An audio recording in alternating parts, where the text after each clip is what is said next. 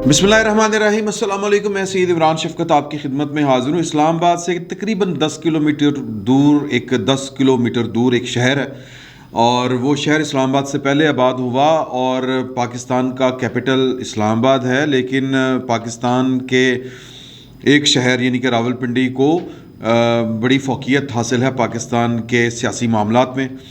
Capital Islamabad है, लेकिन इसके बावजूद रावलपिंडी जो इस्लामाबाद से 10 किलोमीटर दूर है, उसका असर और रुसूख बहुत ज़्यादा है।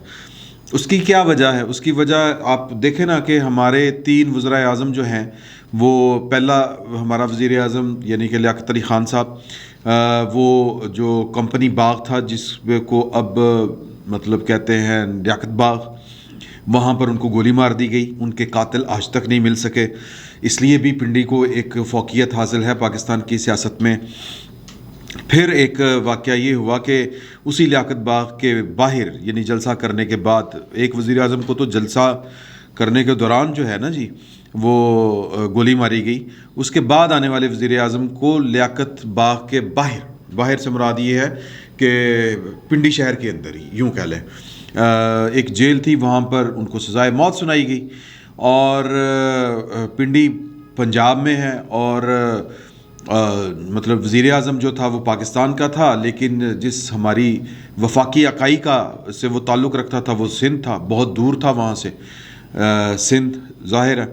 तो उस यानी कि सिंध धरती का एक बेटा जो पाकिस्तान का वज़ीर आज़म था, वो भी पिंडी में उसका अदालती कत्ल हुआ। और चूँकि पिंडी पंजाब में है, और फिर पंजाब में जो हमारी या पाकिस्तान के वफाक में जो हमारी अदलिया है, उसका एक ख़ास करैक्टर है पंजाबियों का। और मैं ख़ुद पंजाबी हूँ, और कम से कम पिछले 1000 साल से, बल्कि 1000 साल से थोड़ा सा ज़्यादा मैं पंजाबी हूँ, बल्कि 1500 साल से पंजाबी हूँ मैं। 50 साल तो मुझे हो गए हैं। तो बहरहाल मतलब इस धरती पर पैदा हुए मुझे 50 साल हो गए हैं, और मेरे आबा व अजदाद जो हैं वो 1000 साल से यहीं पे थे। तो एक आप 1500 साल लगा लें ऑलमोस्ट, तो मैं 1500 साल से पंजाबी हूँ। तो लिहाजा पंजाब के बारे में थोड़ी सी बात करने का मुझे हक़ है। तो पंजाब के जो उसका पॉलिटिकल करैक्टर है, उस पर भी बात करने का मुझे एक हक़ हासिल है। तो पंजाबियों का एक करैक्टर है, और खैर चलें वो भी हम जिक्र करेंगे पंजाबियों का। ये बेसिकली पिंडी का जो रोल था वो क्या था, और पिंडी के रोल से पहले पेशावर का रोल क्या था, वो मैं डिस्कस करूँगा। और 300 साल पर मुहित है ये वाला रोल, और सुनने में आ रहा है कि ये फिर मतलब जो पिंडी का रोल था उसके ऊपर हावी हो गया कोई और रोल, तो वो मैं आपको बताने लगा हूँ। तो फिर हमारी जो तीसरी एक और वज़ीर आज़म थी, वो जो लियाकत बाग है, जहाँ पर यानी कि लियाकत बाग पिंडी में है, और पिंडी में हमारी तीसरी वज़ीर आज़म लियाकत बाग के अंदर जलसा करने के बाद वो लियाकत बाग के मरकज़ी दरवाज़े के बाहर वो शहीद कर दी गई, और वो खून नाहक था फारिग हुआ। मतलब वो मतलब उस लहू का सुराग नहीं मिल सका। बाकियों का तो हमें पता है ना कि डिक्लेयर्ड है कि भुट्टो का तो हमें पता है कि कौन था, लेकिन हमारे 2 वज़ीर आज़म का खून जो है वो रायगां गया, उनके लहू का सुराग नहीं मिल सका हमें। और इन तीनों ये जो तीनों वज़ीर आज़म हैं हमारे, इनकी जो कह लें कि जो हसरतनाक अंजाम है, बाज़ लोग हसरतनाक अंजाम को समझते नहीं हैं, लेकिन वो मुझे कहते हैं कि नहीं जी इबरतनाक अंजाम। ये इबरतनाक नहीं है, हसरतनाक अंजाम है। और इसमें पिंडी का हाथ था, पिंडी का एक रोल है, जो इस तरह मैंने आपको बताया।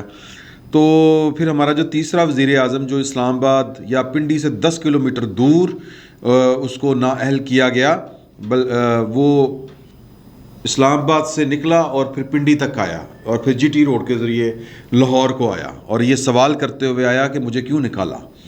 और उन्होंने ये पहला सवाल जो है वो पिंडी पहुंच कर किया था कि मुझे क्यों निकाला। और उससे पहले हमारा एक और यानी कि चौथा वज़ीर आज़म, वो भी मतलब इस्लामाबाद में फ़ारिग हुआ, और अदालत के हाथों फ़ारिग हुआ। और उस अदालत में उस वक़्त एक पंजाबी जज का जो यानी जिसके पास डोमिसाइल तो कोयटा का था, बलूचिस्तान का था, लेकिन नेशनैलिटी उसकी या उसका जो नेटिव सूबा है वो पंजाब ही था। بہرحال یہ مطلب میں صرف سمجھانے کی آپ کو یا بتانے کی کوشش کر رہا ہوں کہ پاکستان کی سیاست میں جو راول پنڈی ہے اس کا بڑا رول ہے. اچھا اب یہ پنڈی سے پہلے نا جی یہ جو ہمارا خطہ ہے اس پر پشاور کا رول ہوتا تھا, اور پشاور کا رول آلموسٹ جو ہے وہ 300 سال رہا ہے, مطلب مغلوں کے دور سے. آخری جو یعنی آپ یوں سمجھیں کہ شمال سے ہمارے ہاں یہ جو خطہ ہے نا پورے کا پورا, یعنی اٹک دریا سے کراس کریں تو پنجاب شروع ہو جاتا ہے, اور پھر پنجاب سے آگے پانی پت کے میدان سے پھر آگے وہ دلی تک جو معاملات ہیں نا وہ اس طرح ہوتے تھے کہ دلی کو پنجاب کو خطرہ ہمیشہ شمال سے رہتا تھا. وہ ان کا نام ہے ول ڈیورا, یہ ایک اینتھروپولوجسٹ ہیں, اور انہوں نے ایک بڑی زبردست جو ہے وہ دنیا کی تہذیب کے اوپر ایک 10 والیوم کی ایک کتاب لکھی ہے, اور جو آخری والیوم ہے وہ ہندوستان کے اوپر ہے. اور ہندوستان ہم بات کر رہے ہیں نظریات کی بات نہیں کر رہے, ہم بات کر رہے ہیں خطے کی بات کر رہے ہیں. اور اس میں انہوں نے لکھا ہے کہ جو ہندوستان ہے یہ موحدین یعنی کہ یہ ایک خدا کو ماننے والوں کی سرزمین تھی. جو آرکیالوجسٹ ہیں جو شواہد ملتے ہیں وہ یہ بتاتے ہیں بت پرستی یہاں پر بعد میں آئی. یہ مطلب اگر کسی کو لگے نظریات کی بنیاد کے اوپر تو یہ بھی یہ ہے کہ یہ ہندوستان جو ہے یہ موحدوں کی سرزمین تھی, یہ خدا کو ماننے والے لوگ تھے. تو پھر چلتے چلتے بعد جو ہے مغلوں پہ لے آتے ہیں, بہت لمبی تاریخ ہے. یعنی کہ ول ڈیورا کہتا ہے کہ مطلب کئی ہزار سال 4000 سال قبل مسیح سے ہندوستان کے اوپر جو بیرونی حملہ آور تھے وہ شمال کے لوگ تھے, شمال کے چرواہے تھے, جن کو آرین بھی کہا جاتا ہے, پتہ نہیں کیا کیا نام دیے جاتے ہیں. وہ چرواہے تھے, اور ایک وقت تک دنیا میں یہ جو چرواہے ہوتے ہیں یہی انہوں نے ہی بادشاہتیں قائم کی تھیں. تو یہ جو ہمارا جو خطہ ہے ہندوستان جہاں پر اب پاکستان ہے, یہ براہ راست یہ پہلا ایک طرح سے بفر زون تو نہیں کہنا چاہیے, لیکن یہ پہلا جو حملہ ہوتا تھا شمال سے وہ اسی خطے کے اوپر جہاں پر اب پاکستان قائم ہے, یہ پہلی زد میں آتا تھا ان کی, کیونکہ انہوں نے قلعہ بالا حصار ان کا جو پہلا کیمپ تھا ہندوستان کی سرزمین کے اوپر حملہ کرنے کے لیے, وہ قلعہ بالا حصار وہاں پہ انہوں نے بنایا ہوا تھا جو پشاور میں ہے. تو اگر ہم اس کو نیرو ڈاؤن کریں کہ شمال کے حملہ آوروں کی تاریخ کو اگر ہم مرتب کرتے ہوئے اس کو سارا نیرو ڈاؤن کریں تو جو پوائنٹ جو بنتا ہے وہ یہ ہے کہ پشاور سے ہندوستان کے اوپر حملے ہوتے تھے, اور یہاں پر جو بھی بادشاہت ہوتی تھی, جو بھی جس طرح کی بھی حکومت ہوتی تھی, وہ اب یہ پھر لمبی تاریخ ہے. میں صرف آپ کو نٹ شل میں بتا رہا ہوں کہ قلعہ بالا حصار پہلا وہ چھاونی ہوتی تھی یا وہ بیس کیمپ ہوتا تھا جہاں سے ہندوستان کے اوپر حملہ ہوتا تھا, اور دریائے اٹک کو کراس کرتے ہی پنجاب شروع ہوتا تھا. وہ تو خیر بعد میں پھر جو ہے ابھی ادھر والوں نے جب اپنی حکومت قائم کی تو وہ پھر کابل تک بھی گئی, پشاور سے آگے تک گئی. تو مطلب آخری حملہ یعنی جو احمد شاہ ابدالی صاحب تھے, یہ کفر و اسلام کی جنگ نہیں ہے, یہ بادشاہتوں کے معاملے ہیں, لہٰذا آپ اس چکر میں نہ پڑیے گا. تو احمد شاہ ابدالی صاحب نے, کیونکہ مغل بھی یہاں پر مسلمان ہی تھے, تو احمد شاہ ابدالی صاحب نے جو 9 حملے کیے ان میں جو آخری حملہ تھا پنجاب کے اوپر, پاکستان یا ہندوستان کے اوپر جہاں پر اب پاکستان قائم ہے, اس پر جو آخری حملہ تھا یہ 1969 میں انہوں نے کیا تھا. 1969 میں. پھر اس کے بعد یہاں پر انگریز آئے, اس کے بعد یہاں پر آزادی آئی, آزادی کے بعد بھی پاکستان کے اوپر یہ جو دہشت گردی کی جنگ مسلط ہوئی. نظریات کے اوپر نہیں آپ نے جانا, میں صرف ایک تاریخی حوالہ آپ کو دے رہا ہوں کہ 4000 قبل مسیح سے لے کے آج تک, آج کی تاریخ تک جو اس خطے کا جو تمدن ہے اس کے اوپر جو حملہ آور ہوتے تھے وہ شمال سے ہوتے تھے. تو اب بھی سنا ہے کہ اس وقت بھی جو جنگ جاری ہے پاکستان میں وہ اس طرح کی تو جنگ نہیں ہے, جو دور بدل گیا. مطلب وہ پہلے نیزے نوزوں سے لے کے اب ہائیبرڈ وار ہے. تو اب جو 5th جنریشن وار کہہ لیں آپ، یہ جو دور چل رہا ہے اور جو یہ آئینی بحران پیدا ہوا ہے، ویسے تو سپریم کورٹ کے چیف جسٹس کہہ رہے تھے، چیف جسٹس پاکستان کی کھڑا آئینی بحران ان کی مرضی ہے، اگر ان کو نظر نہیں آ رہا تو عوام کی اینک لگا کے دیکھیں، ان کو پتہ چل جائے گا کہ پاکستان میں کوئی آئینی بحران ہے یا نہیں ہے۔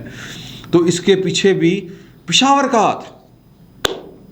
اب میری بات کا آپ نے کوئی غلط مطلب نہیں نکالنا، یہ پنڈی پشاور یہ والی میں نے آپ کو ایک جس کو کہتے ہیں ستارے کے طور پر یہ والی باتیں بتائیں کہ پاکستان کی سیاست میں ایک وقت تک بلکہ ابھی بھی جو راول پنڈی ہے اس کا بڑا عمل دخل تھا، عمل دخل ہے۔ کل بھی وہ کوئی مجھے بتا رہا تھا کہ راول پنڈی میں یعنی کہ اسلام آباد یہ جو شہر حکمراں ہے اس سے 10 کلومیٹر دور راول پنڈی میں کل بڑی ہلچل تھی۔ تو لہٰذا اس وقت بھی جو معاملہ چل رہا ہے وہ اس کو ذرا ذہن میں رکھیں، میں میرے کسی بات کا غلط مطلب آپ نے نہیں لینا۔